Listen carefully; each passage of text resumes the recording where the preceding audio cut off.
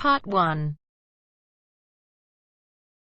You will hear a conversation between an international student and the accommodation department.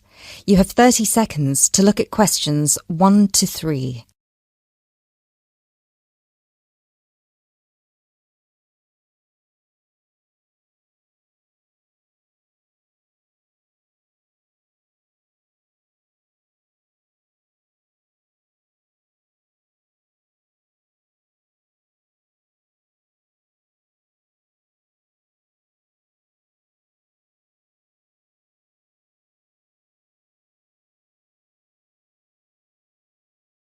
Hello, accommodation department. How can I help you?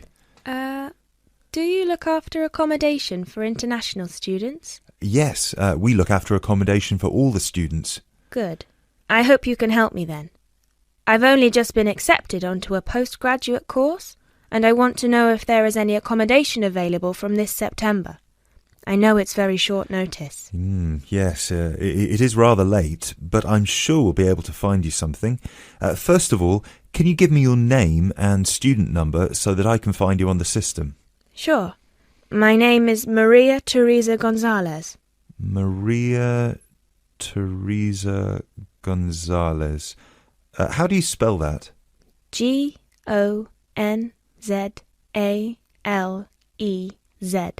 Thank you. Got it. And your student number, please? SHU 300715PG.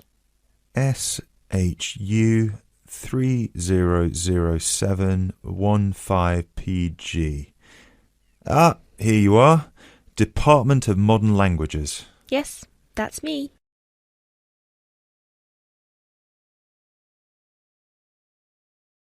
You now have 30 seconds to look at questions 4 to 10.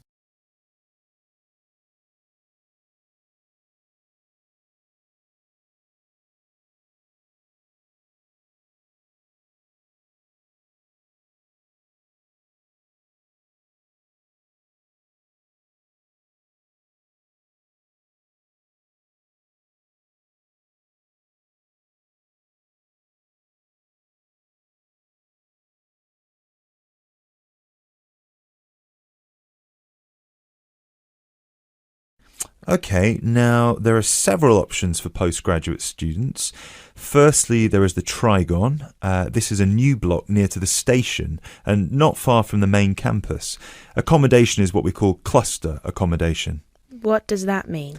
There's a small group of rooms, usually 6, each with its own bathroom clustered around a lounge kitchen area which is shared. Oh, I see. That sounds good. They are very popular. The price for these is £99 per week, and we do have some availability left. However, for postgraduate students, there are other options. And what are they? There's another apartment block called The Cube, located near the west gate of the campus. Accommodation there is in 1 or 2 bedroom self-contained flats.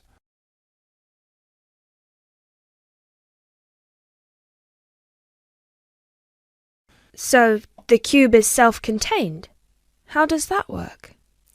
Well, basically, they're just like ordinary apartments. Each apartment has 1 or 2 study bedrooms with ensuite bathroom, a lounge and a kitchen. And what is the price of those? For the 1 bedroom, it is £180 per week, and for the 2 bedroom, it is £110 per week for each person. And can I choose who I share with? If you have a friend and you would like to share with them, of course, we can reserve a 2-bedroom apartment for you both. Otherwise, you just have to share with whoever else is there. Obviously, it will be another woman. I will have to think about this. Do I have to make a decision now? No, but we don't have much accommodation left, so I can't guarantee that there will still be availability if you leave it too long. Yes, that's fair. I have a friend in the management department who might like to share. I will speak with her and get back to you this afternoon. Okay, fine. Do let us know as soon as you can. I will do. Thanks for all your help. My pleasure. Bye. Bye.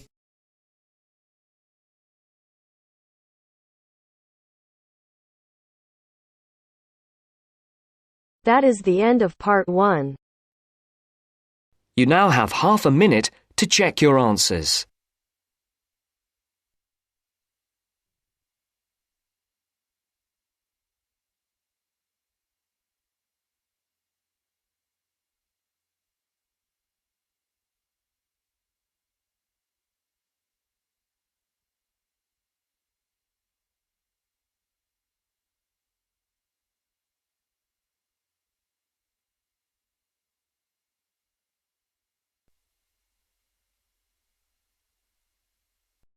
Now turns to Part 2. Part 2. You will hear an introductory speech to students at a summer school. You have 30 seconds to look at questions 11 to 14.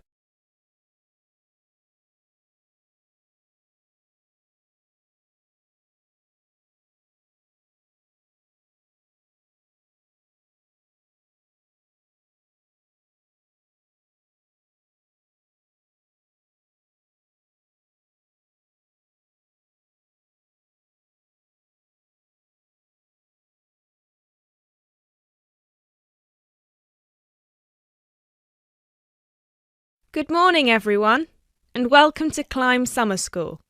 Now, I know most of you have travelled a long way to get here, and you're probably looking forward to settling into your rooms. So I promise I won't keep you long, but we've got to get through this very brief induction just to make your stay here as pleasurable as possible. Now, as you can see, while we're located very close to the centre of London, we're actually quite cut off from the main road. And we've got plenty of space for our facilities and students.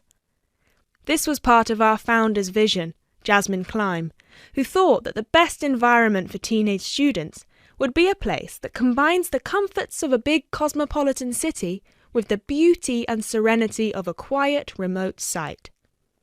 Now, back in 1983, when our school was founded, this all here was an abandoned warehouse, and the classes were held in the main building that you can see over there.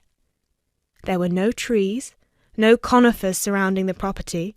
There wasn't even a main gate. It took years and a great deal of effort to get our school to where it is today.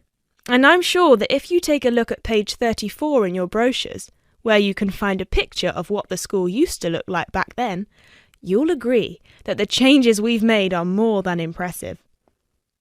But it's not just the facilities that make Climb Summer School special, obviously, and I'm certain you already know this.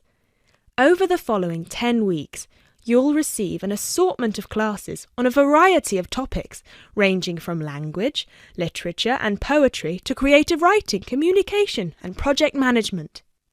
All of these modules have been designed to improve your chances of getting a place in the universities of your choice, while also giving you the opportunity to learn, excel, and of course, also socialise with people from all over the world. I can tell you, just among the 30 of you, we've got about 21 different nationalities. So what happens now? First of all, I'll be handing out a map of the premises for you to have a look at, and explaining where everything is. Once we're done here, you'll all be taken to your rooms where you can unpack and relax for a couple of hours. And later on, we'll be having our first activity of the day, a mix and match lunch in the main hall, where you'll have the chance to meet your new classmates. Later on in the afternoon, we'll be handing out your first project assignments and splitting you into teams. And tonight we'll be having our very first film night, starting with an early 20th century special.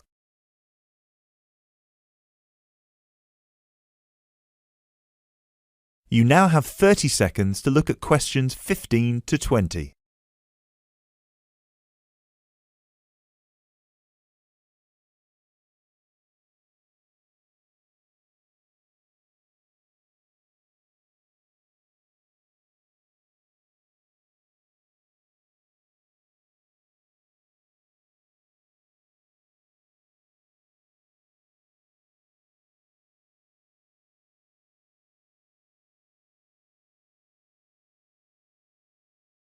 So, let's get on with the map.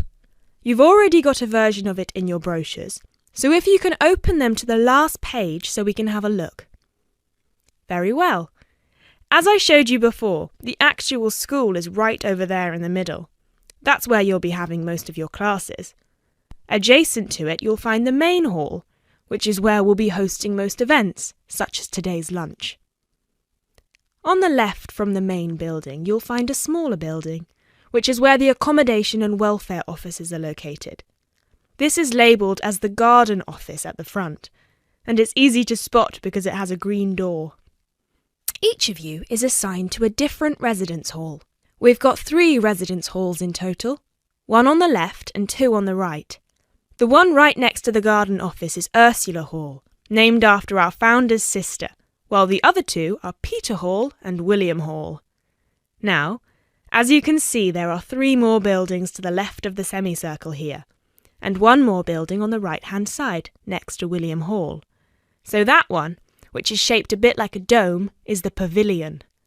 This is where all your letters will be delivered, and in the basement floor you'll also find a laundrette. Please make sure you've got plenty of £1 coins, as you'll need one for the washing machine and another for the dryer. And that row of buildings on the left, the one closest to us here at the gate, is the canteen, where you'll be able to buy snacks as well as breakfast, lunch and dinner, on days when we don't have an event with food provided. The next one is the gym, which is open from 7 a.m. to 8 p.m. from Monday to Friday, and until 10 p.m. at the weekend. And the last building, right over there, is the study centre, where you'll find plenty of computers and books, as well as a great selection of DVDs and magazines that you can borrow with only a small refundable deposit of £5. Now, please remember to keep your student card with you at all times, as you'll need it to access most of these facilities. That is the end of part 2. You now have half a minute to check your answers.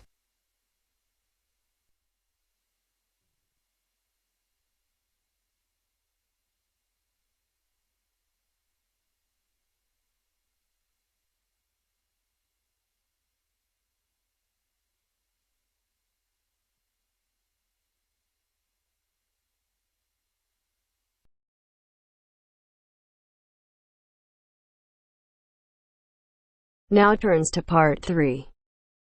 Part 3.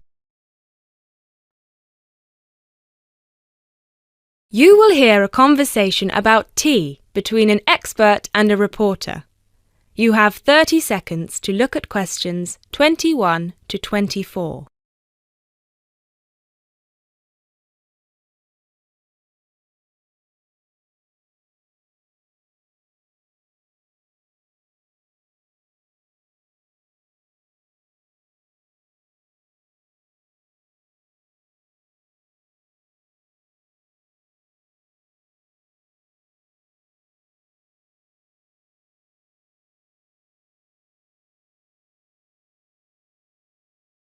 Hi, Jacob. Thank you so much for coming along today. It's my pleasure. I'm very intrigued about what a tea meditation entails exactly. Well, it's very simple, really. I think the first thing you need to keep in mind is that it is mostly about leaving everything that you have been thinking or worrying about today to one side. Really focus on the present moment. Oh, it sounds great. I certainly don't know very much about tea, and I'm keen to get started. But before you go into more detail, can I ask you what your favourite kind of tea is? Well, I think the kind of tea we are going to have today is my favourite. It is pu'er tea from Yunnan province in southern China. What makes this tea special? Pu'er is a dark tea. The regions of Yunnan, the north of Vietnam and Laos, have one of the best climates for growing tea in the world. Pu'er is a post-fermented tea. Oh, what is a post-fermented tea exactly? It is a tea that has undergone a period of aging in the open air. They age the tea for days, even years. The exposure to humidity and oxygen help to oxidize the tea leaves and encourage fermentation. This changes the smell of the tea and also removes a lot of bitterness from the taste. It sounds similar to the process of aging wine. The process is different, but the effect of aging on the taste is certainly similar. Does this mean the tea can be quite expensive? Absolutely. It can be very expensive. The tea is usually pressed into balls or cakes and sold. At one time, only tea enthusiasts cared about buying these cakes, but now many people have realised that they are an investment, and so buy them like they would buy gold, because the price goes up a lot over time. You now have 30 seconds to look at questions 25 to 26.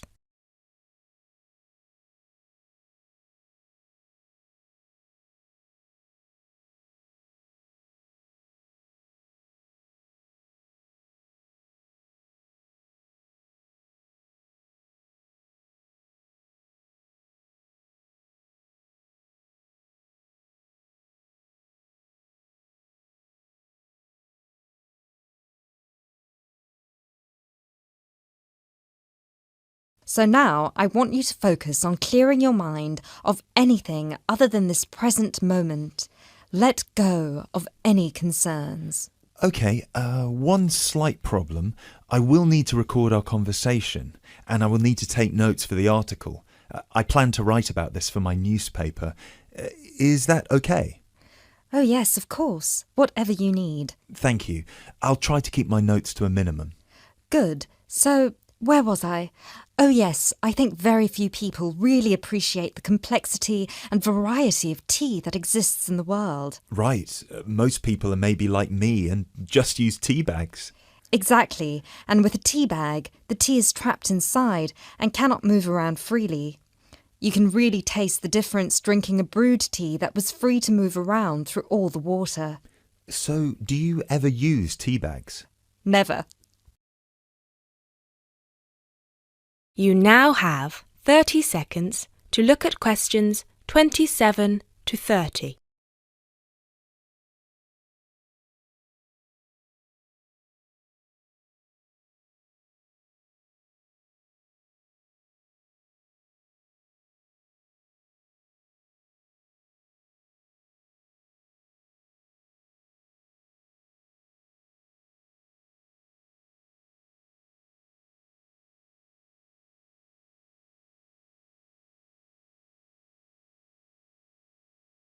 There are many different kinds of tea: white, yellow, black, green, oolong, matcha, herbal and many others. Each one has its own unique properties. To fully experience what each tea has to offer, you must brew it in the correct way. I also believe in only drinking tea that is picked and sorted by hand, rather than using mechanical processes. Although it takes more time, the tea made by hand is so much better that it leads to an increase in the tea's sales. But in that case, surely if there is more interest in the tea, and with the time-intensive farming process, this means there could be shortages because the demand is higher than the ability to produce it. There were shortages for a while, but then an artificial fermentation process was developed in the 1970s, which helped to speed up the fermentation times. As I mentioned, this process has an ageing effect on the taste of pu'er tea that is very similar to the effect on the taste of wine that you get from that fermentation process, though for pu'er tea today, we're talking about that artificial process. How can they do this artificially? The farmers gather the tea leaves into a big pile, then cover it with a large sheet or tarp. They spray water on the tea every now and then, and therefore fermentation happens faster. Usually, the tea is left for 30, 45, 60, or even 90 days still. The farmer will check the tea every few days, and just by the feel of the tea, he knows whether it is ready or if it needs more time. Wow. That sounds like a fascinating process. I never realised that there was such a science behind producing tea. Well, now you are ready for the best part, the tasting of it. That sounds like a very good idea to me. So what I will do now is boil the water, and we can begin our meditation. What does that entail? We need to focus on only two things. The first is your mind and body. Forget everything that you have been worrying about today. Forget about what you have to do later on, or what somebody said to you earlier. Focus on your breathing and on how your body feels. If you have aches and pains, acknowledge them. Pinpoint where there is tension in your body and try to release it. Oh, yes. I can really feel tension in my shoulders. Let it go. Close your eyes if that helps. Take deep breaths in and out. Soon we will drink the tea.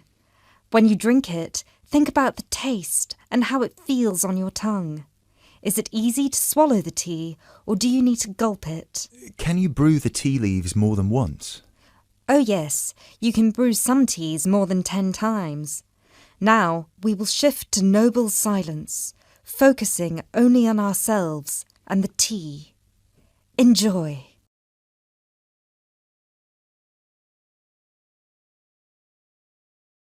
That is the end of part 3. You now have half a minute to check your answers.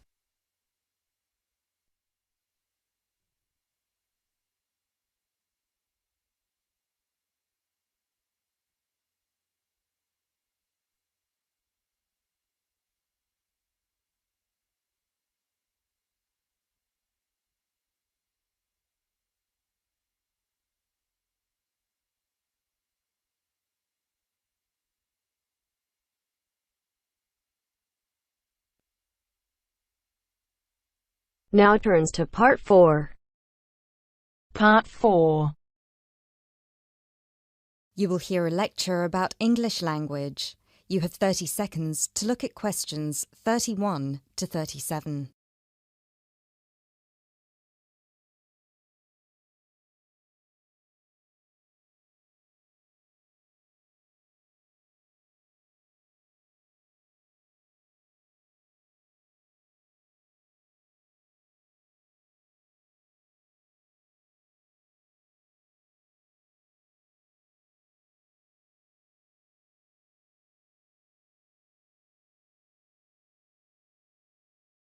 Those of you who were here last week will remember that we talked about the journey of the English language from its early Indo-European origins through to Old English, Middle English, and then to early and late modern English before it reached the form that it has today.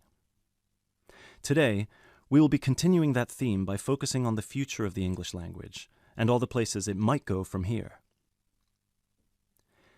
There are about 2.1 billion people around the world who can speak English. Out of these, only 400 million are native speakers, which means that 4 in 5 English speakers are non-natives. This is obviously quite an impressive number, considering that just 2 centuries ago, in 1801, there were only about 20 million speakers of English around the world, and languages like French and German were ahead of English in terms of how many people were using them. But what does it mean? What it means is that the future of the English language doesn't really depend on its native speakers, but on that massive number of non-native speakers learning it around the world. Has anyone heard the term pidgin before, or Creole? A pidgin is a simplified version of a language which acts as a bridge between two people who don't have a common language, allowing them to communicate with each other. While a Creole is a language that evolves from a pidgin, with the difference that it is fully formed with clear grammatical rules and vocabulary. There are currently dozens of pidgin and Creole languages based on English around the world, for example, Nigerian pidgin or Jamaican patois. These languages are also known as Englishes. What's interesting about these Englishes is how different they sound to, for lack of a better term, proper English. Take the word trousers, for instance. In Sheng, which is a Kenyan Creole language, they're called longi because they're long. But even versions of English that are recognized as official variations or dialects still differ greatly from each other. Americans and Jamaicans would call the back of a car where you store your luggage the trunk. Britons, Australians, Canadians, and other Commonwealth countries would call it the boot. A subway in the UK is a tunnel under a road that allows pedestrians to cross safely. In the US, it's an underground train. You might think of these differences as minute, but when you take into account the dozens of different versions of English out there, a very intriguing parallel arises with another language from the past: Latin. Latin, too, used to be a lingua franca. Nowadays it's all but dead, spoken only by a few clerics and scholars. At some point in history, it splintered into various different languages which became known as Romance languages. For example, Spanish, Italian, or French. There are some that theorize that the same thing might happen to English in the near or distant future, that all these Englishes we have today in different countries will continue to develop, so pidgins will turn into Creole languages, and Creole languages will turn into just languages, and English itself, as we know it today, will disappear, or become less and less important. It's an interesting theory, if nothing else. You now have 30 seconds to look at questions 38 to 40.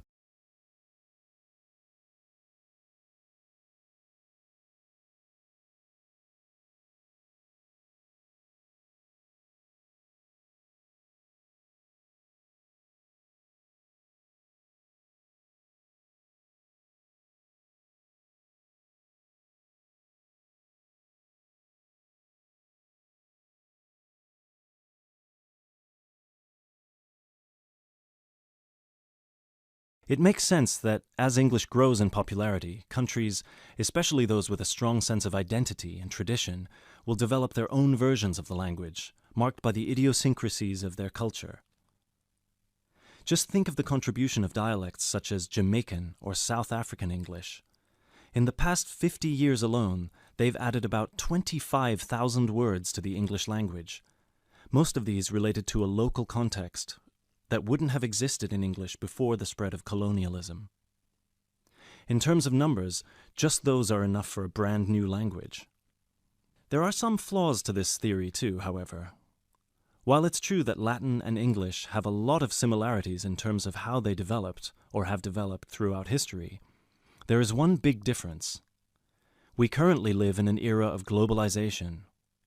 Today, you can be in India and stream an American film or TV series in seconds. You can be in Nigeria and listen to British music. You can be in Brazil and read a novel from an Australian author. Just a few centuries ago, this was unthinkable. So what's the other way that English could go? According to some experts, there's the possibility that it could maintain its status as the world's global language, but with a few differences. Already today, most conversations in English occur between non-native speakers. While many of these might be fluent, the majority probably only have an intermediate understanding of the language, devoid of the nuances, colloquialisms, and complex collocations that native speakers employ in their interactions. This means that over time, English could turn into some sort of world speak, the official lingua franca for the entire world, but in a simplified form. Some scholars have even started trying to develop that version of English by selecting the most useful words in the English vocabulary for non-native speakers to learn. Robert McCrum has compiled a comprehensive list of 1,500 words, for example, a version of English that he calls Globish. And what about traditional native speaker English? It might continue to exist, but lose its popularity, as the previous theory suggests. There are many more theories about the future of the English language, of course. I've only focused on the two main ones because they clearly demonstrate our uncertainty when it comes to how this beautiful language will develop. English is in a unique, unprecedented position. No other language has achieved the same levels of popularity in human history, especially in terms of non-native speakers. So, as this is clearly uncharted territory, only time will be able to tell us what will happen. That is the end of part 4. You now have half a minute to check your answers.